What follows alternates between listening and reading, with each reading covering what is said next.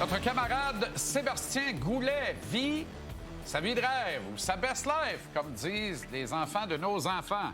Il est à Milan, annonceur maison. Mesdames, messieurs, bonsoir! Bonsoir!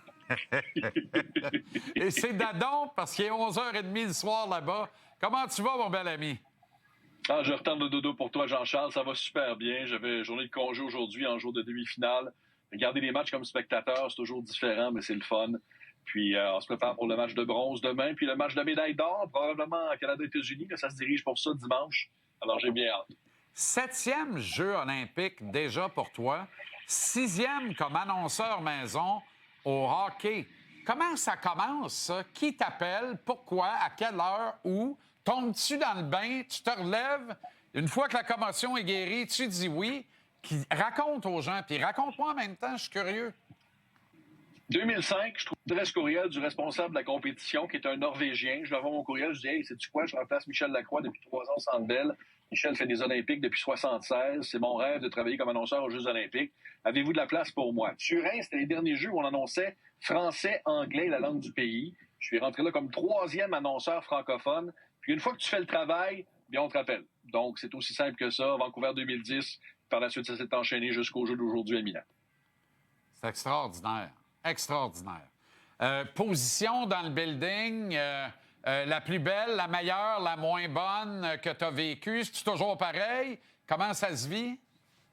Pas du tout. Écoute, Turin, on était au banc des pénalités. Vancouver, Galerie 13, 7e étage. Sochi, de retour au banc des pénalités. Pyeongchang, milieu des estrades. Beijing, dans la bulle, sur une plateforme au bout de la glace. Et là, Milan, de retour au banc des punitions. Et je dois te dire que ça permet de vivre des émotions assez spéciales, d'être si près de la patinoire avec les joueurs de l'ALNH puis les joueuses qui étaient là au cours de la semaine. C'est le meilleur spot dans le building. C'est extraordinaire. Ton plus beau moment avant cette année, dans les autres Olympiades, là, ton plus gros high, ton plus beau moment? Difficile de passer à côté du but de Crosby en 2010. J'étais là comme voix francophone avec John Ashbridge, qui est décédé aujourd'hui, qui était l'annonceur maison des Canucks. Et puis, ça a été... C'est drôle, parce que je l'ai réalisé qu'on avait gagné la médaille d'or en sortant de l'édifice. T'es tellement concentré à faire ton travail. On est entré dans la cérémonie par la suite. Et c'est en sortant dehors, quand j'entendais les gens klaxonner, les gens qui brassaient le métro à gauche à droite, je dis, qu'est-ce qui se passe là? Ah oui, c'est vrai, on a gagné la médaille d'or au hockey. C'est Michel Lacroix me l'avait dit, tu vas être tellement pro, tu réalises pas ce qui se passe. C'est exactement ce qui s'est passé. Wow. C'est quoi la différence entre être annonceur maison dans un match régulier de la Ligue nationale ou dans un match international d'une quinzaine olympique? Tu dois être neutre. Donc, moi, si j'annonce le match du Canada, je l'ai fait 2 fois pour les filles. Tu peux pas mettre plus d'emphase pour un but canadien que pour un but d'une autre équipe. Et ça, malheureusement, les annonceurs italiens ici ont pas trop compris le principe. Dans les matchs de l'Italie, notamment côté masculin, la formation adverse, là, c'était nerd. Puis là, quand ça partait pour les Daniel Pierre! Puis là, écoute, non, c'était effrayant. Là. C'était la folie furieuse. Ah ouais, mais t'aurais dû leur dire de ne pas prendre Tony Marinaro comme annonceur maison. Ouais, le bon Tony, elle a fait un travail exceptionnel, je suis certain. Wow. T'as dit hier avoir vécu ton meilleur moment, ton paroxysme olympique lors du match de la médaille d'or des femmes. Ouais, moment humain par excellence. En étant loin en 2010 à Vancouver, j'ai pas connu la joie de la victoire.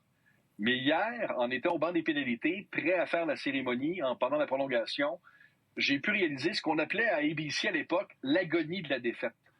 Parce que les Américaines sont arrivées devant le banc des pénalités pour célébrer. Et moi, mon regard s'est posé immédiatement sur l'équipe canadienne. La réaction, Marie-Philippe Poulin qui n'en revenait pas. Et j'ai trouvé ça très touchant comme moment. J'avais jamais vécu une sensation de la sorte en travaillant aux Jeux olympiques. C'était malheureusement le mauvais côté de l'équation. Mais j'espère bien qu'on va pouvoir se reprendre dimanche pour l'équipe masculine. Ben, je comprends. En terminant, c'est-tu payant? Pas pire. Pas pire. Je te dirais que c'est un salaire qui peut être comparable à la Ligue nationale de hockey. OK. Ben j'ai eu peur. Je pensais que tu allais me dire, non, on fait ça à titre bénévole. Tu sais, c'est les Jeux olympiques. Il y a un prestige là-dedans quand même. Ben, je suis content. Je dis ça, mais il y a plusieurs bénévoles qui sont venus de partout dans le monde, donc du Canada. Et eux, le logement, le transport, tout ça est à leurs frais. Tandis que nous, au moins, on a un cachet pour être ici, puis notre transport et notre avion est payé. OK. Transport, avion. Est-ce que l'hébergement est payé? Oui, écoute, je suis sur un campus universitaire présentement, pas dans le plus beau coin de la ville, Novate Milanese. J'ai d'ailleurs eu des coups de feu ici aux alentours de 20 heures. On entendait ça dans le quartier. Hein? C'est un hôtel une étoile, mais tout le monde est réuni à la même place. On a un restaurant qui ferme à 22 heures. Nos matchs finissent à minuit. Donc, on arrive ici, c'est débrouillez-vous pour manger. Mais je te dirais que juste pour le restant de l'expérience, tant qu'on a une douche puis un lit, là, pour le reste, c'est pas grave. Je vais te dire de quoi, t'as tellement raison. T'as tellement raison. C'est extraordinaire. Seb, merci d'avoir pris le temps. C'est vraiment très, très, très cool. Ton prochain rendez-vous, c'est dimanche pour la finale, là? En fait, demain soir, on donne les médailles de bronze sur place pour Oui. que ces messieurs puissent prendre leur avion privé et retourner au pays. Et dimanche, on a l'or et l'argent. Puis après ça, retour à la maison lundi. Puis je retrouve la gang de TVA Sport avec les sénateurs et les ligues samedi de la semaine d'après. Et avec grand plaisir, bien sûr. Salut, mon chum. Prends soin de toi. Salut, ici. Bye-bye. Bye-bye. Wow. Tu sais, c'est lui qui écrit. Il dit, hey, chose. Moi, je fais ça depuis 3 ans. Viens, on t'a essayé. Il est bon, on le garde. Fantastique. Fantastique.